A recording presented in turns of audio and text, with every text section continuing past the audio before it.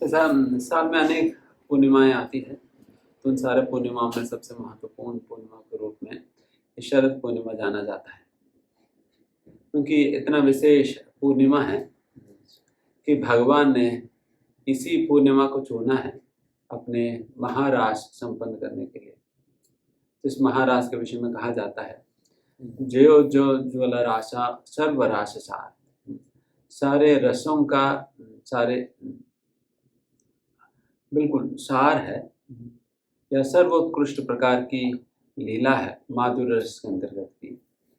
यही रास लीला है, एंड वो रास लीला शरद पूर्णिमा का रात को ही ये संपन्न हुआ था। ऐसा शरद पूर्णिमा का रात को ही जो वंशी वट के नीचे जब भगवान श्री कृष्ण अपने बांसुरी बजाने लगे, तो उस ध्वनि को सुनकर, उस बांसुरी की आवाज को सुनकर गोपियाँ जो जहाँ पर भी है, जो भी काम कर रही थी, अपने काम छोड़कर, अपने स्वजनों को छोड़कर, अपने बंधुओं को छोड़कर, सब कुछ छोड़ छाड़ के समाज अपने विषय में क्या सोचेगी, इन बातों को भी ध्यान ना देते हुए वो भगवान की ओर दौड़ पड़ी।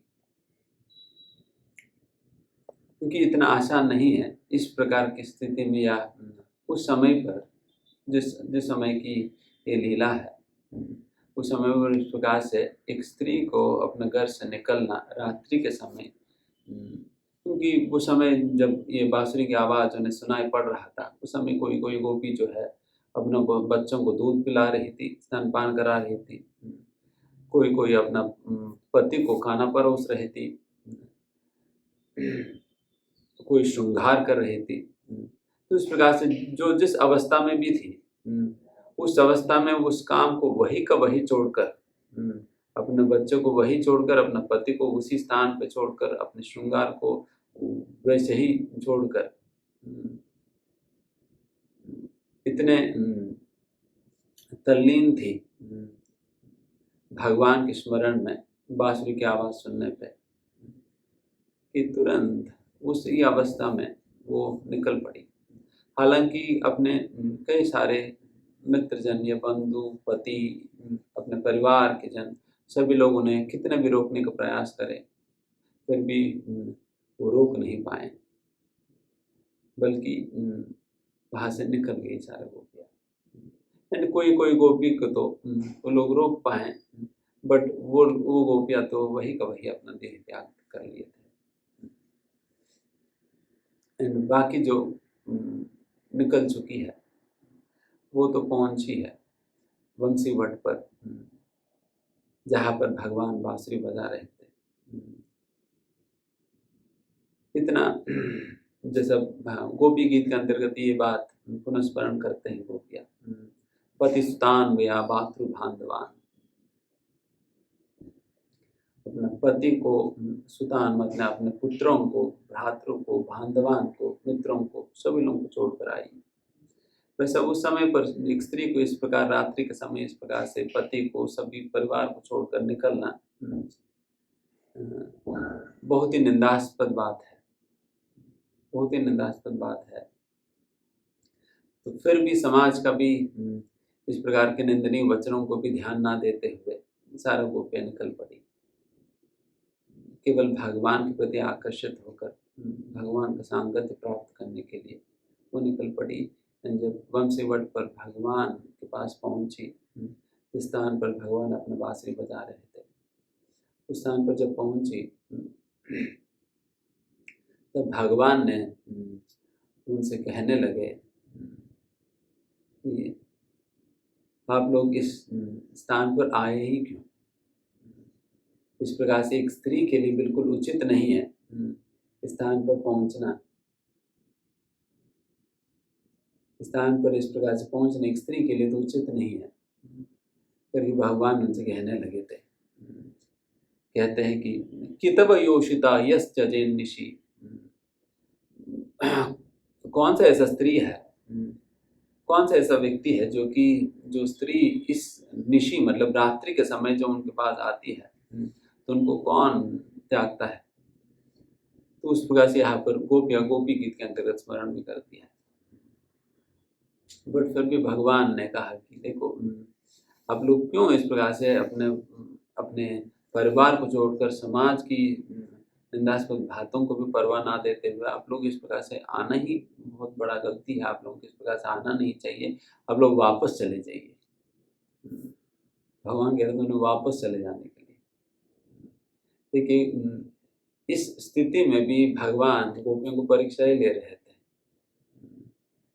तो परीक्षा तो सभी को होता है, यहाँ तक भी गोपियों को भी परीक्षा ले रहे थे भगवान। क्या इस प्रकार से कह देने से ये लोग चले जाएंगी, या मेरे ही आश्रय में रहने के लिए आई तो फिर यही आश्रय में ही रह जाएगी, मेरे साथ ही रह जाएगी या नहीं। इस प्रकार से भगवान परीक्षा ले रहे थे उनकी। गोपियाँ तो भगवान प्रति अत्यंत आसक्ति के कारण वो भगवान की बातों की इस संदर्भ में तो नहीं सुनी, वो जाना ही नहीं चाह रही थी।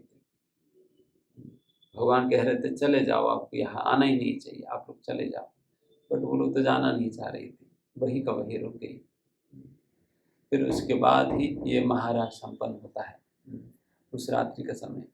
हालांकि कहा तो जाता है एक रात्रि का समय, बट उस एक रात को भगवान ने इतना लंबा कर दिया, इतना लंबा कर दिया कि कई कई युग बीत गए थे उस एक रात में ही।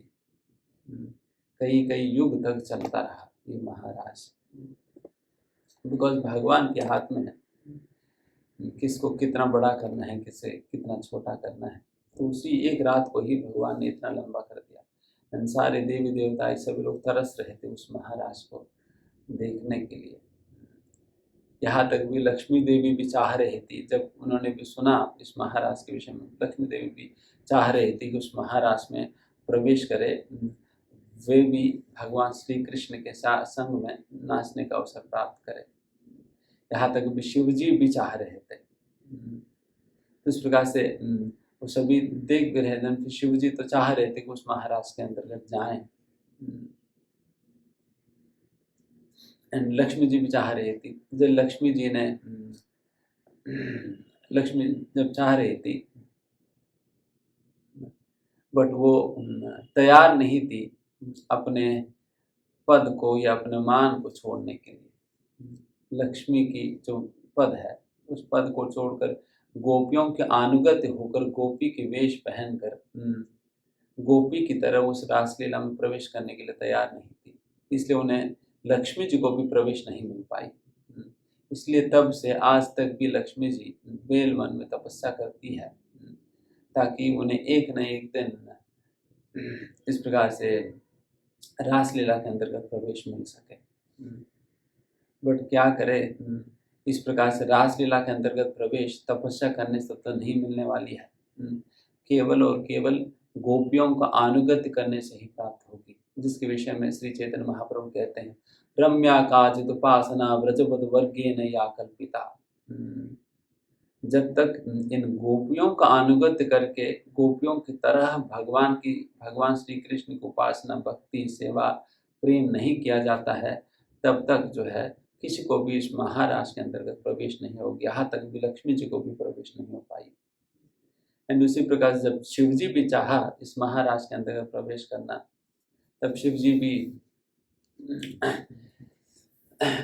जी को भी यही निर्देशन तुलसी महारानी प्रकट होकर दी थी कि उन्हें भी गोपी वेश धारण करना पड़ेगा, तब जाकर उन्हें प्रवेश प्राप्त होगा, शिव जी को भी। तभी शिव जी जो है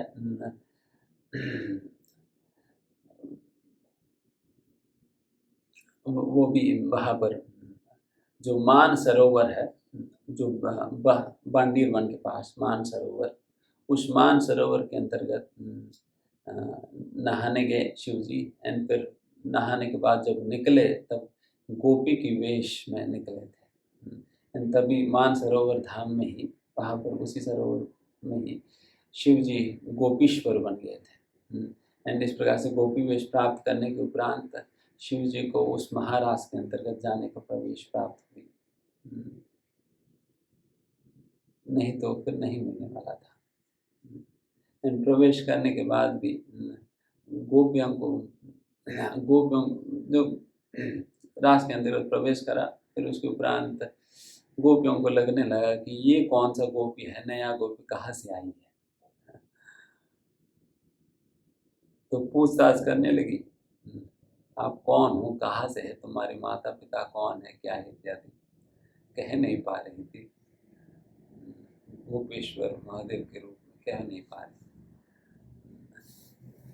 देन उसी समय भगवान श्री कृष्ण उसमें हस्ताक्षेप करते हुए उन गोपियों को समझाए कि ये तो आप कौन समझ रहे, तो स्वयं शिव जी ही है जो कि गोपी वेश पहनकर इस महारास में भाग लेने आए थे। करके जब कहा तो तब गोपियाँ शांत हुई। गोपियाँ तो उसके उपरांत गोपेश्वर के रूप में शिव जी को थोड़ी देर तक ही वहाँ पर रहने की सौभाग्य प्राप्त हुई, फिर उसके बाद चले गए थे। एंड उसी प्रकार से नारद मुनि भी चाह रहे थे महारास में प्रवेश करना। एंड इस महारास में प्रवेश प्राप्त करने के लिए नारद कुंड के तट पे नारद मुनि तपस्या करने लगे थे। जब तपस्या करे थे तभी उनको ऐसा निर्देशन प्राप्त हुआ कि कुसुम सरोवर में जाकर नहाने पे उन्हें गोपी की वेश प्राप्त होगा। एंड फिर उसके उपरांत ही उन्हें महारास के अंतर्गत प्रवेश करने का सौभाग्य उन्हें प्राप्त होगी। तब नारद मुनि कुसुम सरोवर में जाकर जब डुबकी लगाए थे तब नारदी गोपी के रूप में प्रकट हुए थे। जब नारदी गोपी बनकर नारद मुनि जो है महारास के अंतर्गत प्रवेश करते हैं। तो इस प्रकार से महान महान संत और महान देवताएं, शिव जी जैसा महान देवताएं, नारद मुनि जैसा महान संत, लक्ष्मी जी जैसा परम साध्वी, ये सभी लोग चाहते हैं कि महारास के अंतर्गत उन्हें भी प्रवेश प्राप्त हो। महारास के अंतर्गत उन्हीं को प्रवेश प्राप्त हो रहा था जो कि गोपियों का अनुगत करते हुए भगवान की उपासना, भक्ति, प्रेम गोपियों की तरह करने लगे, तो तभी प्राप्त हो रहा था। इसलिए इसी प्रकार के भक्ति सिखाने श्री चैतन्य महाप्रभु आए थे। तभी श्री चैतन्य महाप्रभु के विषय में कहते हुए कहा जाता है, श्री चैतन्य महाप्रभु स्वयं कहते ही बात कि महाप्रभु ये इसी प्रकार की भक्ति सिखाने थे। रम्या काचित उपासना, ब्रजवधुओं ने मतलब गोपियों ने जिस प्रकार की उपासना की उसी प्रकार की उपासना सिखानी है श्री चैतन्य महाप्रभु। और इस प्रकार से महारास अनेक अनेक युगों तक उस रात्रि शरद पूर्णिमा के रात्रि के समय यह संपन्न हुआ था बंशीवट की तट पे। तो वैसा अनेक अनेक रास स्थली है, बट उन सारा रास स्थलियों में सबसे मूल और सबसे प्रधान रास स्थली है ये वंशीवट के स्थान। एंड आज भी ये यमुना के तट पे इस वंशीवट की दर्शन हमें प्राप्त होता है। तो इस प्रकार से इस शरद पूर्णिमा का रात को ये महारास संपन्न हुआ था।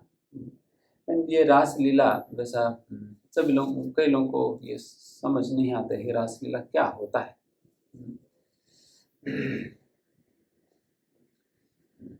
ये रास लीला कोई सर्वसाधारण लीला नहीं है जो कि आसानी से लोगों को समझने के लिए, बल्कि भगवान की लीलाओं के विषय में भगवद गीता के अंतर्गत कहा जाता है जन्म कर्म च मे दिव्यम। भगवान की जन्म और भगवान की कर्म मतलब भगवान की लीलाएं दोनों ही बहुत बहुत दिव्य है। एवं यो व्यक्ति तत्वतः, जो व्यक्ति इन जन्म को और लीलाओं को जो तत्वतः समझ पाता है, नाइति मामेति सो अर्जुन, उनको पुनर्जन्म न विद्यते, उनको पुनर्जन्म होता नहीं है, बल्कि वो व्यक्ति मेरे पास वापस आ जाता है।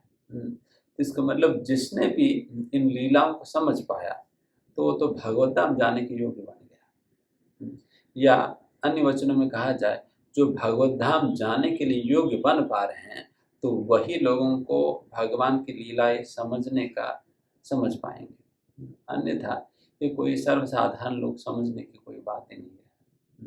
इसलिए अक्सर लोग भगवान की इस रास लीला को एक गलत रूप से ही समझ लेते हैं। बिकॉज उनके अंदर उस प्रकार की न योग्यता है न क्षमता है इन लीलाओं को समझने के लिए। तो फिर हम अपना योग्यता को कैसे बढ़ाया जाए जिससे हम भगवान की इस गोपनीय लीलाओं को हम समझ सके। एंड उस योग्यता को प्राप्त करने के लिए भगवान ने गीता के अंतर्गत, भागवत के अंतर्गत और चैतन्य चरितामृत के अंतर्गत हमें विधि दिया है, जिस विधि के अनुसार हम भक्ति करने से हम निश्चित रूप से हम उस प्रकार के योग्य बनेंगे, भगवान की अत्यंत गोपनीय, अत्यंत गुह्यतम लीलाओं को समझने का क्षमता रखेंगे। एंड केवल समझने का ही बात नहीं बल्कि इन लीलाओं में जाकर भाग लेने का भी हमें सौभाग्य प्राप्त हो सकेगी। अगर जिस प्रकार के रास्ता, जिस प्रकार के पद चैतन्य महाप्रभु ने अपने चैतन्य लीला के अंतर्गत दिखलाया है, अगर उस पद पे चले तो निश्चित रूप से उस स्थिति को हम प्राप्त करेंगे। एंड उस प्रकार से जिन भक्तों ने भी चला है चैतन्य महाप्रभु के निर्देशन के अनुसार, उन लोगों ने इस प्रकार के पद को, इस प्रकार की सौभाग्य को उन्होंने प्राप्त किया ही है। तो वैसा अत्यंत गुह्यतम गोपनीय लीला है ये रास लीला। ये रास लीला वैसा भगवान के अत्यंत उत्कृष्ट या अत्यंत उत्कृष्ट भक्तों के साथ अत्यंत उत्तम श्रेणी की प्रेमा का आदान प्रदान है। जिस दुनिया के लोगों को प्रेम शब्द का ही अर्थ पता नहीं है, उन्हें अत्यंत उत्कृष्ट प्रेम के विषय में क्या ही पता होगा। भगवान की इस रासलीला को कामुक आदान प्रदान के रूप में लोग एक गलत धारणा बनाकर रखते हैं। ये कितना चिंता के विषय है कि लोग जो सिनेमा में जो दिखाने वाली कामुक कार्यों को प्रेम की परिभाषा देते हैं और भगवान श्री राधा कृष्ण के बीच में जो अत्यंत स्वच्छ प्रेम को काम के नाम दे रहे हैं, तो बहुत बड़ा चिंता की विषय है।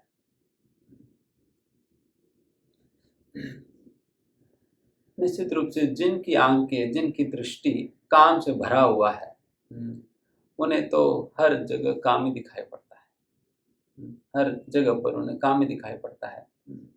जिस प्रकार के चश्मा पहनता है व्यक्ति, उसी रंग की दुनिया दिखता है। लाल रंग की चश्मा पहनेंगे तो लाल रंग का ही दुनिया दिखेगी। कामुक चश्मा या कामुक आंखों की वजह से लोगों को इस पूरा दुनिया उसी अवस्था में ही दिखाई पड़ता है। इसलिए अत्यंत पवित्र राधा कृष्ण की संबंध या उनकी जो प्रेम की लीला है, उनको ये काम की लीला के रूप में ही दिखाई पड़ता है। इसलिए कमी वहाँ पर नहीं है बल्कि कमी हम में है, जिसकी वजह से हमें उसकी वास्तविक रूप हमें दिखाई नहीं पड़ रहा है। जब तक व्यक्ति इस काम से निवृत्त नहीं होगा तब तक उन्हें कभी भी इस प्रेम में लीला के विषय में कभी समझ नहीं आएगी।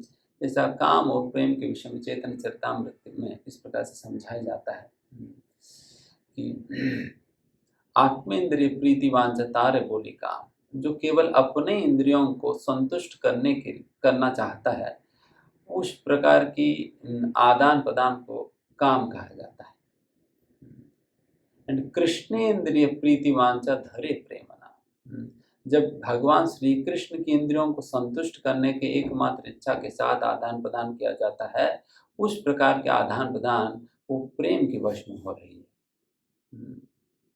इसलिए इस रासलीला के अंतर्गत न गोपियों का न भगवान कृष्ण की अपनी इंद्रियों को संतुष्ट करने का कोई चिंता या कोई विचार नहीं है। केवल और केवल गोपियों की एकमात्र इच्छा यही होता है कि भगवान श्री कृष्ण की इंद्रियों को संतुष्ट करने का। एंड उसी इच्छा के साथ ही गोपियाँ यहाँ पर इस रासलीला के अंतर्गत भगवान श्री कृष्ण को उस प्रकार के आनंद देने के लिए ही यहाँ पर भगवान श्री कृष्ण के साथ नाचती है, और कोई अन्य बात नहीं है। एंड जितना पवित्र भगवान श्री कृष्ण की यशोदा मैया के साथ जो संबंध है, इसमें किसी भी प्रकार की कलमश नहीं है। केवल यशोदा मैया भगवान श्री कृष्ण के साथ वात्सल्यमय संबंध रखना चाहती है, एंड भगवान भी इसलिए यशोदा मैया का पुत्र बनकर उस प्रकार के संबंध को संतुष्ट करते हुए, उस प्रकार के आनंद यशोदा मैया को प्रदान करने के लिए भगवान श्री कृष्ण यशोदा मैया के पुत्र बनकर उस प्रकार की आदान प्रदान यशोदा मैया के साथ करते हैं। एंड जितना स्वच्छ यशोदा मैया और भगवान श्री कृष्ण के संबंध है, उतने ही स्वच्छ है श्रीमती राधा रानी और गोपियों का भगवान श्री कृष्ण के साथ संबंध है।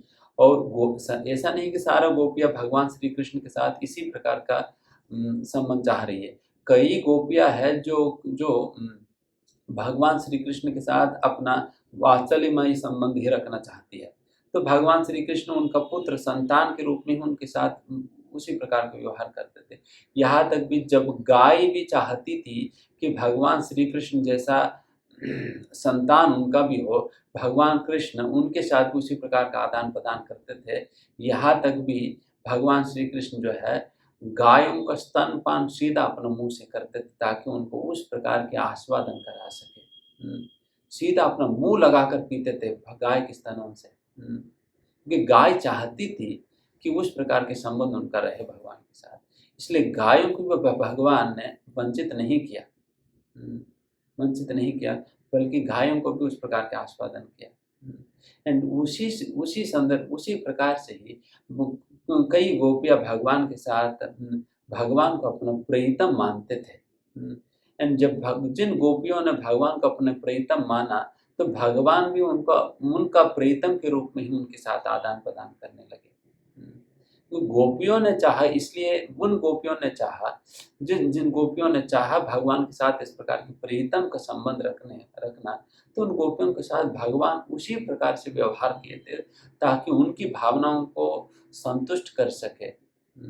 जिस प्रकार से यहाँ पर गायों को भी संतुष्ट कर रहे हैं, यशोदा मैया को संतुष्ट कर रहे हैं, उसी प्रकार से भगवान इन गोपियों को भी संतुष्ट कर रहे हैं उनको प्रियतम बनकर, क्योंकि उन गोपियों ने चाहा उस प्रकार के संबंध। क्योंकि भगवान गीता में कहते हैं, ये यथा माम प्रपद्यन्ते ताम तथैव भजाम्यहम्। जो जिस भावना के साथ मेरे साथ संबंध रखना चाहता है, मैं उसी भावना के अनुरूप उनकी भावनाओं को संतुष्ट करने के लिए, उन्हें उस प्रकार के आस्वादन देने के लिए मैं उनकी भावनाओं के अनुरूप उनके साथ में आदान प्रदान करता हूँ। एंड उसी वादा को भगवान इस रासलीला के अंतर्गत संपूर्ण कर रहे हैं कि गोपियों ने चाहा भगवान के साथ अपना इस प्रकार के प्रीतम संबंध, माधुर्य रस के संबंध रखना, तो इसलिए भगवान उसी प्रकार से ही उन लोगों के साथ व्यवहार कर रहे थे। इसमें क्या दोष है भगवान की, और क्या दोष है गोपियों का? ये बिल्कुल स्वच्छ शुद्ध प्रेम है, और जिस प्रेम के विषय में दुनिया नहीं जानती है, वो उस दुनिया के लोग इस प्रकार की लीलाओं को कामुकता के रूप में परिभाषा देकर जानते हैं। इसलिए उसी प्रकार का गलती हमें नहीं करनी चाहिए, बल्कि हमें इसकी वास्तविक रूप जानते हुए हमें इस लीला के आंतरंगिक बातों को समझते हुए हमें इसको अप्रिशिएट करनी चाहिए। एंड अब देखिए, क्या इस रासलीला केवल कामुक लीला होते हैं? सुखदेव गोस्वामी जैसा विरक्त शिरोमणि जिन्हें कहा जाता है, वैराग्यों में भी शिरोमणि है। एंड ऐसा वैरागी थे कि जो 16 साल तक अपनी माता के गर्भ में होने के बाद, जब पिता के प्रोत्साहन से, या पिता जब भागवत जब उसके प्रोत्साहन से जब बाहर निकल पड़े, देन वैसे ही उसी नग्न अवस्था में ही जब पैदल चलने लगे, जब गुजर रहे थे, एक तालाब था जिस तालाब में कई स्त्रियां नहा रही थी। सुखदेव गोस्वामी को देखकर उन स्त्रियों ने अपने शरीर को ढकने का भी प्रयास नहीं करे। वही जब व्यासदेव उसी रास्ते में सुखदेव गोस्वामी के पीछे पीछे निकल रहे थे, तब स्त्रियां अपने शरीर को ढकने लगी। व्यासदेव ने पूछा कि अरे, जब मेरा 16 साल की उम्र के जो बेटा जब निकल रहा था, तब आप लोगों ने कोई रिएक्शन नहीं दिया, बट जब मैं इतना बूढ़ा व्यक्ति, जब मैं निकल रहा हूँ, तब आप अपना शरीर रख रहे हो, क्या बात है। देन फिर उन गोपियों ने कहा कि ये सुखदेव गोस्वामी ऐसा वैराग्य विरक्त शिरोमणि है कि उनको स्त्री पुरुष का कोई अंतर ही नहीं पता नहीं, वो अंतर ही नहीं लगता। तो ऐसा वैरागी जो सुखदेव गोस्वामी ऐसा लीलाओं क्यों ही वर्णन करेंगे, ऐसा लीलाओं पे ध्यान ही क्यों करेंगे। अगर ये कामुक प्रकार के आदान प्रदान होते, ये ध्यान क्यों करेंगे इस प्रकार की लीलाओं का। एंड उसी प्रकार से श्री चैतन्य महाप्रभु, श्री चैतन्य महाप्रभु मतलब वो चैतन्य महाप्रभु इतना कड़ाई के साथ अपना नियमों का, संन्यास के नियमों का पालन किया करते थे। कभी भी किसी भी अवस्था में एक स्त्री को अपने नजदीक भी आने नहीं देते थे, नजदीक भी आने नहीं देते थे। तो उतना कड़ाई के साथ जो श्री चैतन्य महाप्रभु अपने नियमों को पालन करते थे, केवल और केवल उनके पार्षदों में जो छोटा हरिदास एक स्त्री के साथ बात करने की वजह से उनको पूरा निष्कृत कर दिया, निराकार कर दिए थे। तो वैसा श्री चैतन्य महाप्रभु जो अत्यंत कड़ाई के साथ नियमों को पालन करते हैं, वैसा श्री चैतन्य महाप्रभु भी इतना इस प्रकार के अत्यंत गोप्य लीलाओं के ध्यान करते, स्मरण करते हैं और भक्तों के साथ इन लीलाओं की चर्चा करते हैं। रामानंद राय, स्वरूप दामोदर जैसा अत्यंत निकटतम पार्षदों के साथ इन लीलाओं की चर्चा करते हैं। ये क्यों करेंगे अगर एक केवल कामुक प्रकार के आदान प्रदान होते तो इसलिए ये रास लीला कोई कामुक प्रकार के आदान प्रदान नहीं है, बल्कि अत्यंत प्रेमावेश में जो गोपी और भगवान श्री कृष्ण की आदान प्रदान है, ये कोई कामुकता नहीं है। तो इस प्रकार से हम इस रास लीला के विषय में हमें समझना चाहिए। वैसा तो इसी रास लीला के विषय में ही भागवतम के अंतर्गत सुखदेव गोस्वामी पूरा रास लीला के विषय में 5 अध्याय में, जिसे रास पंचम अध्याय कहा जाता है, इन 5 अध्याय में रास लीला के विषय में वर्णन करने के उपरांत आखिर में सुखदेव गोस्वामी बात कहते हैं, जो भी लोग श्रद्धा के साथ, विश्वास के साथ भक्तों के मुख से अगर इस रासलीला के विषय में प्रामाणिक रूप से श्रवण करेगा, उनकी हृदय में जो रोग है, काम की रोग, वो खत्म हो जाते हैं। काम की रोग खत्म हो जाता है अगर रासलीला का भक्तों के मुख से श्रद्धा के साथ अगर श्रवण करे तो। हृदय रोग हम कहते हैं, ये हृदय की रोग है कामुकता, ये खत्म हो जाएगी अगर रासलीला का श्रवण करे तो। अगर एक केवल कामुकता ही है, देन फिर ये काम बढ़ना चाहिए ना, बट यहाँ पर तो खत्म हो रहे हैं। यही बहुत बड़ा निदर्शन है, ये कोई काम नहीं है बल्कि स्वच्छ शुद्ध प्रेम है। तो यही बात आज का दिन समझने का प्रयास करनी चाहिए। ठीक है, हम यहाँ पर समाप्त करना चाहेंगे। धन्यवाद। हरे कृष्ण।